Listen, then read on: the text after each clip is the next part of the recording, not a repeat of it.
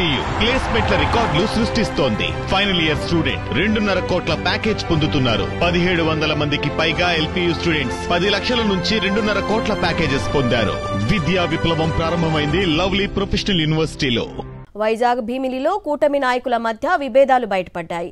Gidijala housing meeting కార్యక్రమానికి ఏర్పాటు చేసిన ఫ్లెక్సీలో ప్రధాని మోదీ, పవన్ ఫోటోలు లేవని జనసేన, బీజేపీ నాయకులు ఆగ్రహం వ్యక్తం చేశారు. టీడీపీ నాయకులతో వాగ్వాదానికి దిగారు. అక్కడి నుంచి వెళ్లిపోయారు జనసేన, బీజేపీ నాయకులు. టీడీపీ నేతల తీరుపై తీవ్రస్థాయిలో మండిపడ్డారు. ప్రోటోకాల్ పాటించడం లేదని జనసేన, బీజేపీ నాయకులు అసంతృప్తి వ్యక్తం చేశారు.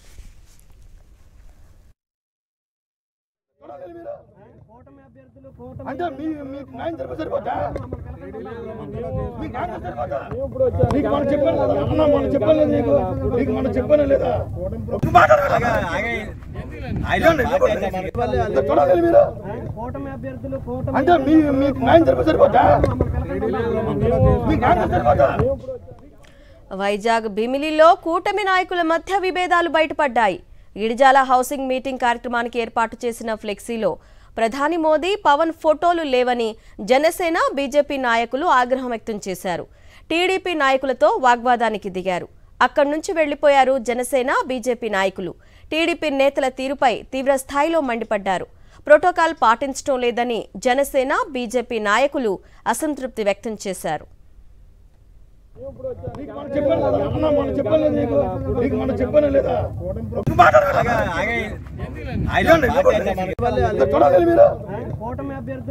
అంటే మీకు న్యాయం సరిపోతా మీకు న్యాయం సరిపోతా నీకు మనం చెప్పాను కదా అన్న, మనం చెప్పలేదు నీకు మనం చెప్పాను లేదా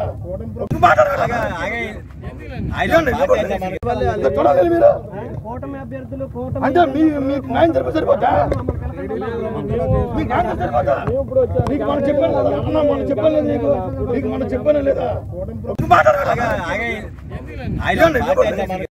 చూడాలి మీరు అంటే మీకు న్యాయం సరిపోతా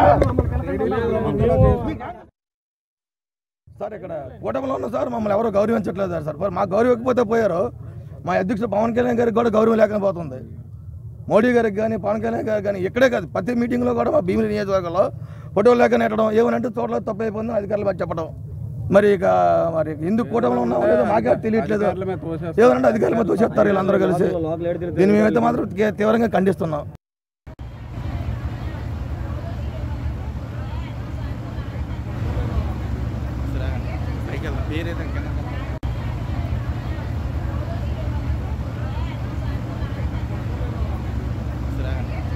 పేరేదంకన్నా